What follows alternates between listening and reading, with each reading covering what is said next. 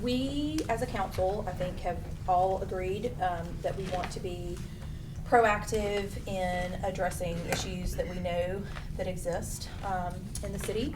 And one of those things is that we want to make sure that we are managing our money and having our money in the most advantageous situations. And in that regard, we have a presentation from Lester tonight, our finance director, Mr. Smith, and he has some representatives here. So we're going to talk to everybody, and this is an item that will likely appear on the other new business agenda for Monday night. And the reason we're doing it like this, just so everybody knows, is because of our meeting schedule in December. Our last council meeting was on December 16th, and we didn't have time to add that to our referral agenda that would make sense for tonight. So we're hearing a presentation. Mr. Smith, I will turn it over to you, and you can make introductions, and go from here. I'll do that. So, first of all, I understand that this does not follow the normal protocol of being referred to the Finance Committee by the City Council. The reason for that is there is an ongoing project that was kicked off before my arrival. That's the upgrade to the accounting software system Encode. We're going from Encode 9 to Encode 10. My understanding, in talking with Mr. Sims, he's not here this evening, with IT, is that if we delay that project, that will push us out into the next calendar year, okay? That project is scheduled to kick off January 20th, and this is what's key. It's due to go live May 1, okay? So we have to think about the number of weeks. So with that, we decided, because of the schedule, to come to the Finance Committee, and if I've learned well from JJ, this will go on as, is it new business, Other JJ? new business. Other new business. Yeah. Right? So the reason why we're looking at this is that in an effort to strengthen the city's internal control environment, okay, and we've heard a lot about this, I would say, in the last couple of weeks about the city's internal control. The city's finance department is focusing on establishing policies and procedures that will be efficient and effective, right? And they're going to be designed to safeguard city assets, mitigate risk, and reduce cost, okay? So when we look at these internal controls, the first thing we're going to do is we're going to have to decide how we're going to prioritize them. The way you prioritize them is based on your greatest risk, right? What the finance department is looked at as being the greatest risk, and I think most of you have been in some of those meetings, is the treasury function, right? That's where we had our greatest risk here. So when we look at this, we're actually trying to design internal controls. What are internal controls? Well, these are controls that will either prevent, detect, or correct an action that creates financial risk to the city. Does that make sense? So the first internal controls, I've already said we want to address, is the treasury function. Started looking into this probably about 2 months ago, shortly after I got here. I started addressing this issue, as well as I started addressing another great risk, which is payroll. Talk about that later, but just know there'll be some things coming to you all. Hopefully we'll be able to go through normal protocols, but I have a timeline here that I have to adhere to. As a result, we're asking, the purpose of this meeting is to ask the Finance Committee to recommend to City Council the approval of Synovus Bank as a depository, right? Why Synovus Bank?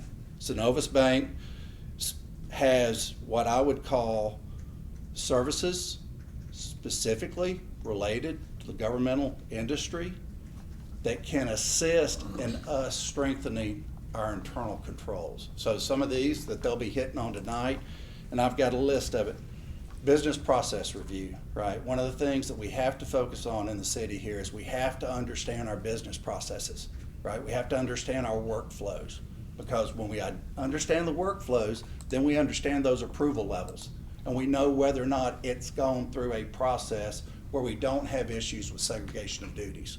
Segregation of duties is important because if they don't exist, you have override of controls and you run the risk of even collusion. Now, regardless of what we do, regardless of what any other third party does, it's difficult to overcome collusion. So what we have to do is we have to structure internal controls so we've got multiple interjections of reviews amongst multiple people. Does that make sense?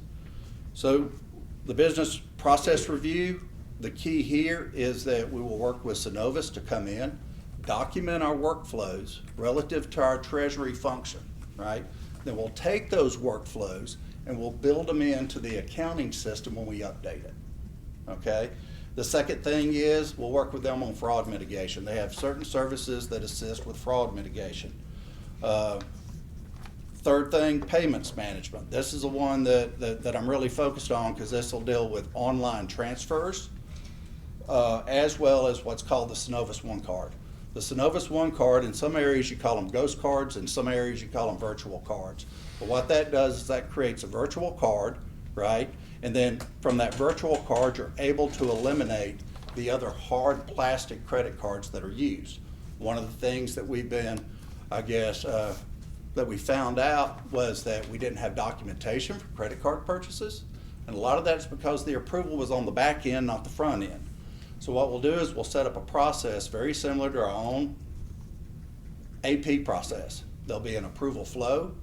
That approval flow will roll into AP. And if there's a need for a credit card purchase, that credit card purchase will take place in accounts payable, which they'll make sure we've got the appropriate approval, and then they'll be able to capture the documentation.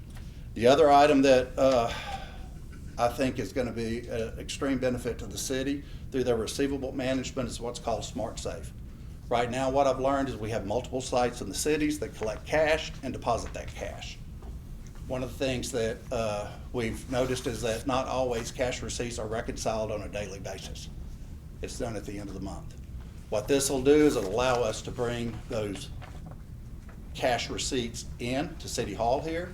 We'll be able to make deposits here locally into a safe. From my understanding, and they'll be speaking to these services, is that'll give us also identification, correct me if I'm wrong right now, but we'll be able to know who made the deposit and how much the deposit was. And then what we should be able to do is do daily reconciliation from all those facilities. I think the other benefit to this is it's going to take off the responsibility of somebody having to go make a bank drop. Does that make sense? So with that, what I'm going to do is I'm going to announce the Synovus team that has been put together: Laura Clark, Jarrett Bess, and Annie Scott. With that, I'll turn it over to Laura. I know that they've got some handouts to present.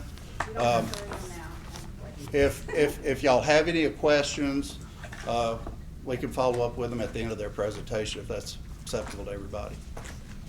Yeah, thanks Thank you. everybody. Thanks for having us today. We are handing out, this is really kind of our full proposal, which is pretty detailed and probably more than we're going to talk about tonight, but it'll give you some reference materials. And then, of course, at the end of it all, we're happy to answer questions. But I'm Laura Clark. I sit over here in the Shades Creek building, which is not quite in Homewood, but almost.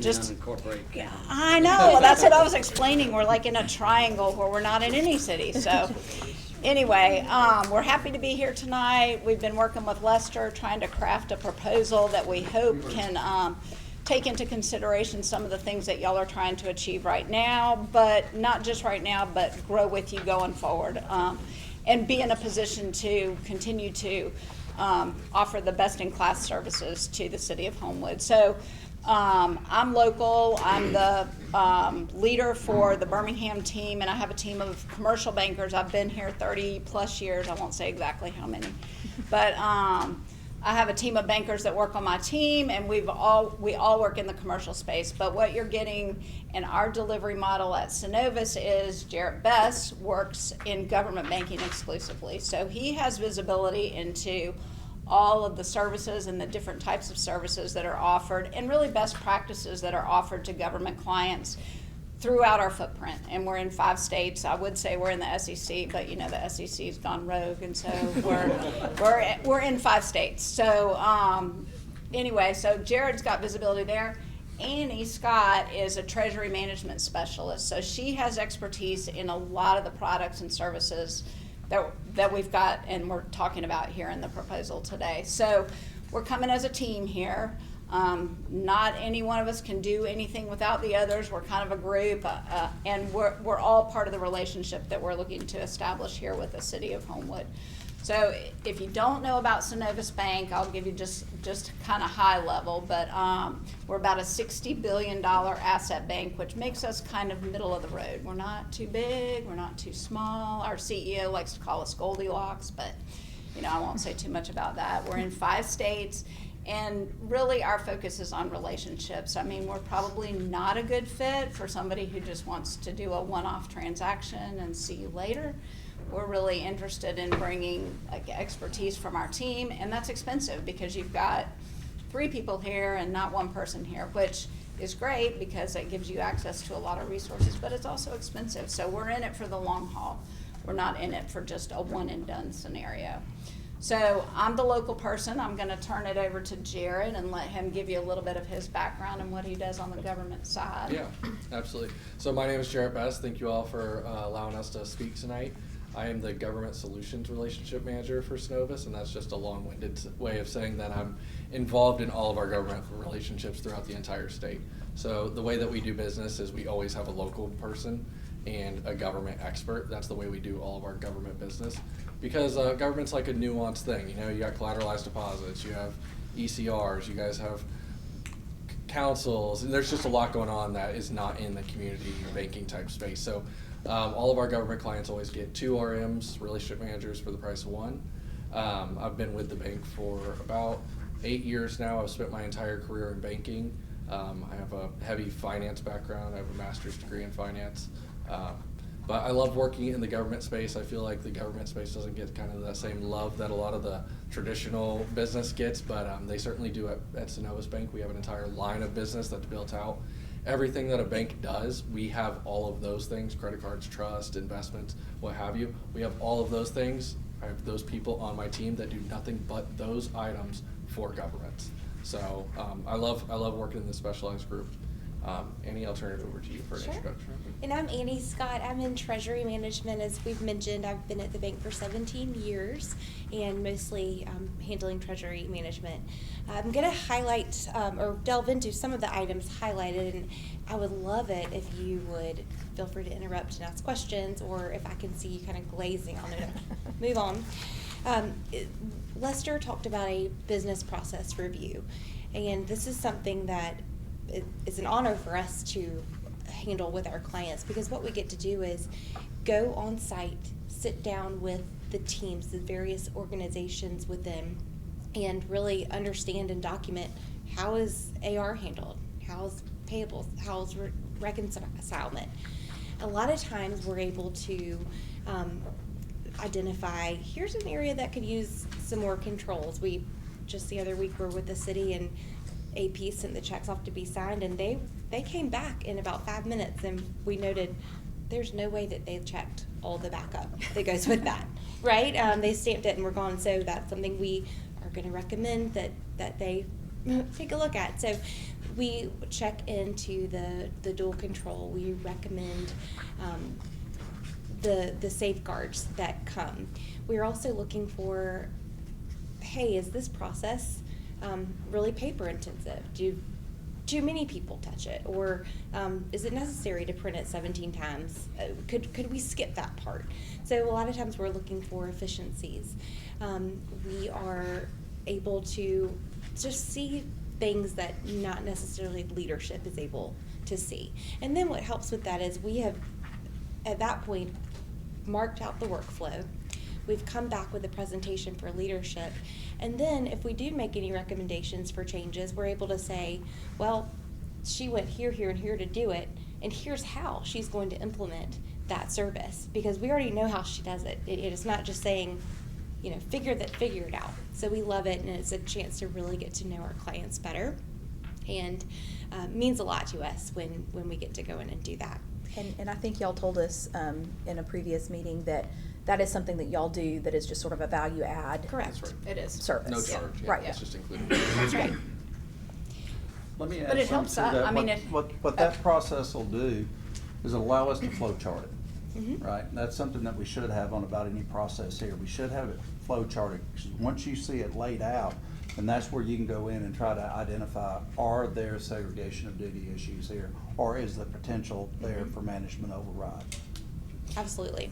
I was gonna say, and it really helps us identify what are the key things that you need too. I mean, because the last thing we want to do is come in here and suggest something to you that you don't need. I mean, we feel like our role is to look across the breadth of products and services that we offer and identify what's pertinent to your situation, what's cost effective, what's going to improve efficiency and deliver results that you all want in a controlled environment where you're mitigating risk and you've got dual controls in place. So that process review can really help us too. We've got a proposal in here of what we've kind of outlined we think, but this is going to help validate some of what we think. Right. And that's in Appendix D. If you're looking for it toward the back, there's more information Yep. about a business process review. Did you have? No, Okay, go, perfect. keep on. So, I'll flip back there, but I mean, so contractually, it's X amount of years, cost, I mean. As far as contract, so for the I know contract. a lot of it's value added, but you aren't doing this for your good looks. You are doing it for fellas. But what's the cost? I mean, this is new to us. Yeah, I can walk so- through the pro forma if you like. Yep. Yeah, So, where is that again? we've got a pro forma, it is Appendix A. But I will say that we're not looking to thank you. Yeah. Page 1, but Appendix A. Yeah. So it'll be at the end of kind of the fluff. This is not a contract situation that we're talking about here. Of course, we could enter into a contract which would, stipulate that we lock all these terms down for however long, 5 years, 7 years. But that's not what we've put together for you. This is not for any specified time period. But I can walk through the little bit of the pricing. So, yes, go ahead. Lester. Please, let's do Yep. that. And when we talk about pricing is, let's say, I've seen it in my career where you'll look at a bank, you'll say, well, you're not charging me anything, right? I pay no fees, right? And then you'll look at another bank, you'll say, well, wait a minute, I'm having to pay fees for you, right? I want you to, Yeah, I got if you can speak to how that works within the industry, because this is something I had to learn back in my career. Go ahead. Absolutely. So I'll start at the beginning. The way that you all are set up with Bryant Bank right now is that you seemingly have no fees, right? You have no fees and you're getting paid approximately 3% on your deposits. So the way that we do things, which is more common for a more sophisticated bank, I would say, is that we have what's called an earnings credit rate, and that's the rate that we're going to credit you for your deposits. It's how much we're saying that your deposits are going to help cover your fees. Your fees, they do exist, but you'll never see the fee. It'll never be hard charged. You'll never see a line item that says a fee on any of your statements. So your earnings credit that we plugged into this, which is kind of the going market rate, it's 40 basis points, so that's 0.4. So that's what we're saying your deposits are going to help cover that fee. So once you plug that in, the fees are gone. Everything beyond that is what we call excess interest. So with us, you're not moving money around to investments or anything like that. You've got, in one of the things that we did as well is we've trimmed down your number of accounts. You had about 30, we're talking about moving you down to 10. That'll help with your transparency, your accounting, just general cleanup. But you'll have about 10 accounts now, and all of those are gonna be earning interest, and they're gonna be earning 3.75%. And so that's gonna yield you approximately $132,000 a month, and that's after fees. year. That's no, that's a month. Is that a month? That's a month. Okay. Yeah, that's $132,000 a month. And I think, Or I might be wrong. Yeah, that's right. and I know that, the number of accounts has been an issue. Yeah. So trimming that number is a good thing, but the reason we have to maintain the 10 that he's talking about is because we have some funds that have to be segregated That's because right. they are used for specific things and they have to be in a specific place. They can't be commingled with other funds. So that's why there's still some, but not Yeah. as many. It's significantly less, and like one of the benefits of us, or this team, is that we see accounts all over the state, right? And so we see everybody had, 5-10 years ago, everybody had 30 accounts. They had an account for every fund that they had. But as time's progressed, accounting softwares have gotten better, banks have gotten more sophisticated. You have the essential accounts. You don't need anything that's not necessary. So you have your 10 necessary accounts. It's at 3.75%. It's indexed to Fed Yeah, funds. that's what I want you to say. So it's Yeah. at Fed funds minus 75 basis points. Fed funds is 450 right now. So minus 75, you're at 375. So we like to do that because that's always a fair rate for you and us, right? So if the market goes up, goes down, whatever it does, you're always being paid the fair rate, and it's effective immediately. So you don't have to worry about, we usually do quarterly or semi-annual reviews of the relationship where we come in, we talk about what's going well, do whatever we need to talk about. But you're not waiting for that review for your interest to be moved up. You know, a lot of people, when rates were shooting up over the last couple of years, a lot of people, not saying Synovus or anything like that, but a lot of people were left in the dust because interest rates moved up, but they hadn't talked to their bank in a year, so you know they didn't get to benefit from that. At Synovus, you'll be indexed, you'll always be getting the fair market rate. And you So did this- say, so y'all will come quarterly? Is we- that the plan? That's up to you. It's, Yeah. we pretty much will come as often as you want, and Okay. there's no fees or. Right, that's just to just however update. often And you that- like. and that's part of what we want to do as part Yeah. of the relationship piece. I mean, it's gonna take a little time for, you know, to really meld that to where you really want it to be and to where we want it to be. So it might be more frequent at More first, frequent and at first, then, Just well, on Annie's as- gonna live here for a while she's doing the business process review, but. Yeah, she's gonna move in. Yeah. Can I add something to that? So as it relates to relationship, your financial institution shouldn't have a relationship with only your finance director. That's where you run into issues, right? If you have a relationship with other people, the mayor, the finance chair, the council president, whomever, then what that means is if you see something that's unusual, even if you're getting an answer from your finance team that still seems unusual, they have somebody to pick up the phone and call to ask. Does that make sense? So I like the concept of them coming out, especially regularly, early on, to try to build those relationships with you all. And part of the business process review will build the relationships with the folks actually doing the work too, and that's important, so they have clear lines of communication as well. And just, yep, go ahead. Can we get a sense of the other cities that you work with? Oh, yeah, we work with the largest to the smallest. I mean, we work with the state of Alabama, so we're on their accounts payable side, but we work with, the city of Madison, Alabama. We work with, thinking down the road, the School of Fine Arts, the Alabama School of Fine Arts. We were Jefferson County Treasurer, Basin Rocket Center, the city of Tuscaloosa, the city of Dothan. I mean, this is like our sweet spot. I mean, this is really where we excel as a bank, I think. So I could get you references, but I could get you as many as you want, if a long list, Yeah. yeah. The one last thing I did want to add about the pricing is that, so $132,000 a month, that's more than you're getting right now with Bryant Bank with a whole lot more services, so. Let me ask a question. Regions came in here and pitched us, and we moved $12 million over to them. I think that's the number, about a year ago. Gave us a nice rate. Where is that? Y'all remember that? We didn't have anything from Regions. No, I think there was something from Regions. Yeah, we do. This has been Okay. built into Regions, the Regions Yeah, we numbers are can- baked we into can- this. Yeah, Okay. But I will say that, a year ago, that was before any Fed rate cuts, so rates were hard to- 550. Yeah. They were 550 just a year ago. Yeah. So, I mean, a lot has changed from a year to now, so. All right, I know you had some more Sure, of the yes. nuts and I'm bolts. happy for the back and forth. Yeah. In terms of fraud controls, we can absolutely support, internal controls. Some things that immediately perk up are the dual control of, transfer of funds. We can require that internally. Externally, that's a standard. Even if you didn't want it, we would say, sorry, you've got to have the dual control. We see a lot of external fraud with that.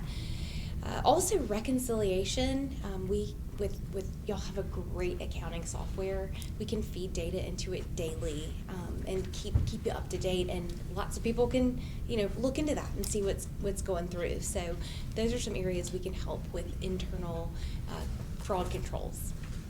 Any thoughts or questions along that front? Okay. Accounts payables, we talked about the ghost card, the virtual card. We love that for the fact that you are getting a proactive approval on those funds. Deeper into that, we also have a way to handle the rest of your payables as well that would still follow that path, and help you with some external fraud controls as well. We see a lot of fraud externally surrounding, checks and ACH and wires. So we have some things that we'll see how that would work if we get in to do a business process review and to share how that would work. But the card program, I think, could really support what y'all are looking to do, kind of cut out all those plastics. And our card management program can support you in that. And also it can talk with Tyler to help with some reconciliation there. And I know, because I asked this question Yeah. the other day, there are some spaces where I do feel like actual cards might be necessary, because we do have some employees who do things like emergency repairs on weekends. Oh. And they aren't gonna be able to go through the pre-approval process if somebody's air conditioning breaks down Right. and they have to immediately And you don't make feel that right repair. asking them to put it on their Exactly. card We from can't an equity ask somebody to say, standpoint. hey, Right. go out and spend $20,000 on, parts to repair an air conditioning system. But would y'all be able to, throughout that business process review, help us come up with a plan to manage that? Mhm. And obviously our goal, and because we already did a credit card, a new policy and made some changes with that program anyway. So getting that number down to even fewer cards is yay for me, but Right. I think there are some circumstances for some of our departments that might need those actual cards for Right. certain circumstances. But throughout that business process review, could we come up with plans for how to best manage that, so that there's not, misspending or too much spending, or ways that we can kind of manage that a little bit It's within better. an umbrella, so that you've kind of put an umbrella and Right. mitigated your Right. risk to Right, some degree. yes. I think Yeah. that can happen a lot. I mean, Berkeley's got guys that have to go to Lowe's to go pick Well, sure, that's what I'm something up. saying, that, yeah, I mean, there's people, but all I the think, I time. think we can work with y'all to come up with ways to make that process better, to keep it more closely managed. That's correct. Okay. Even spend controls. We talked a little bit about merchant category code controls, and there are pros and cons with that, and we could certainly lean on that as much as possible. Credit card policies are really going to help you guys against the Visa liability clause, so absolutely. And we have card experts within the bank too that we would pull in for all of this. Yeah. That their job is to help you mitigate that risk. So Okay. we would include them for sure. Okay, great. And really, I mean, Annie is kind of the quarterback of the treasury stuff, but we do, I mean, like, credit cards is pretty specific. I mean, there are additional kind of product experts that we would Bring. pull in Yeah, as he'd be part of needed. them. Yeah. Maybe on the investment Yeah. side, if you got to the point where you wanted to pursue some specialized investments or something like that, we might have other resources there as well.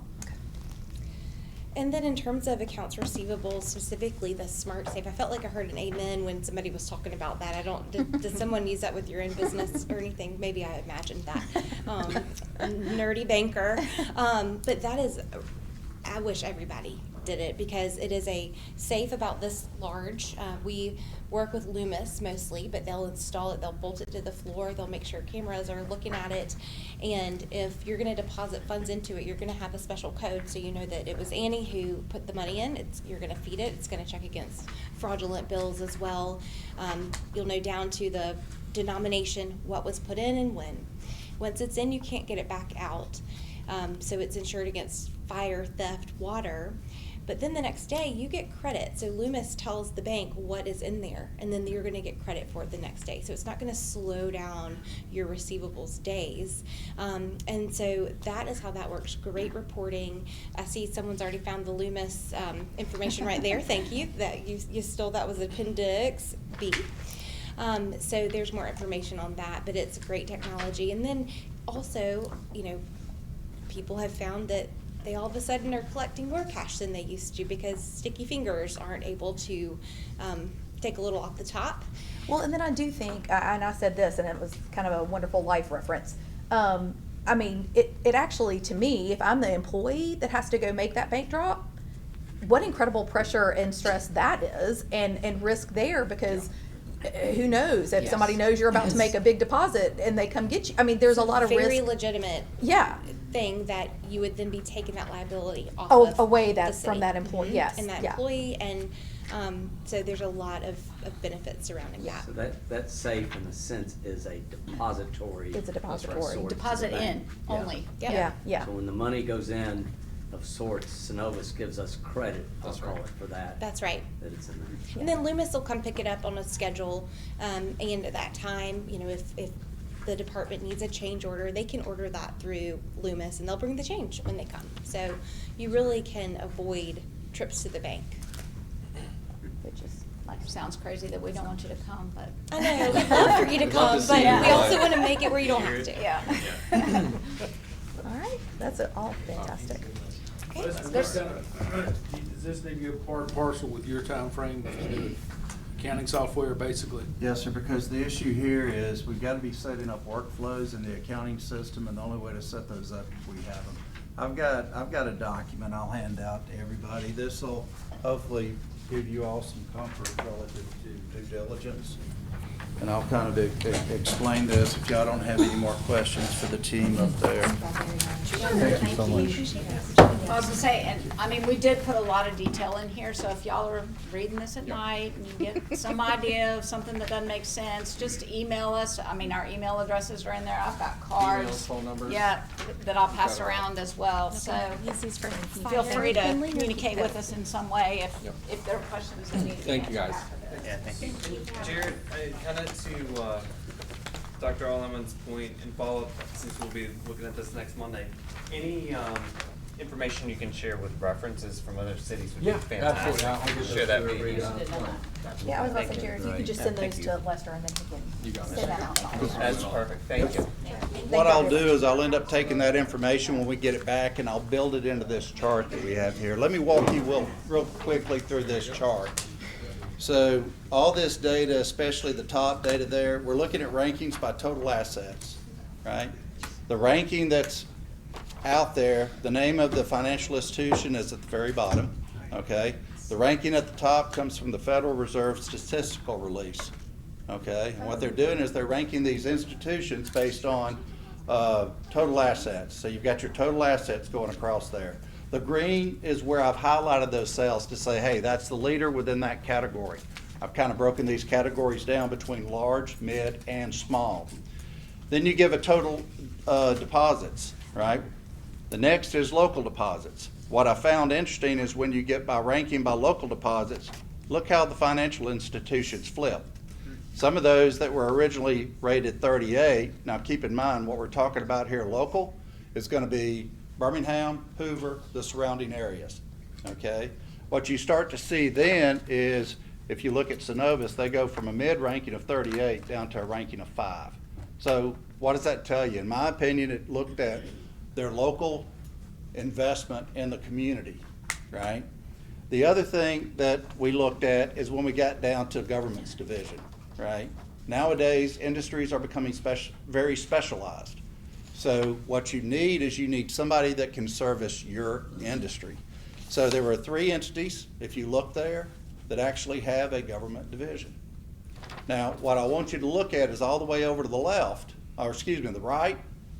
That is our current financial institution. I also have Regents on here. When Jarrett was up here talking, he was talking about accounts at one financial institution.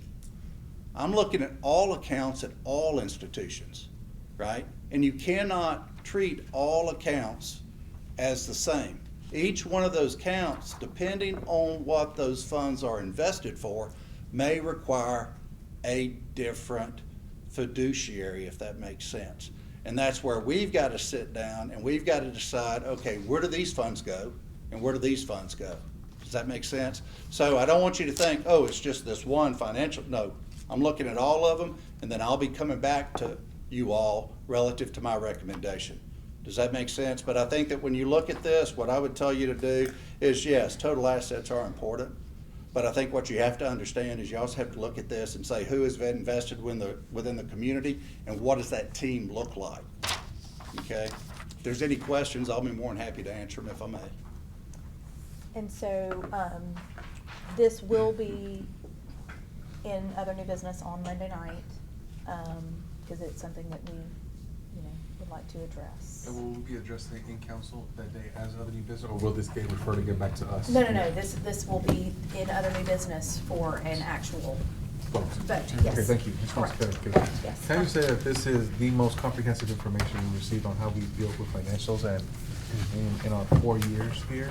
And so Lester, thank you for providing this. I appreciate that.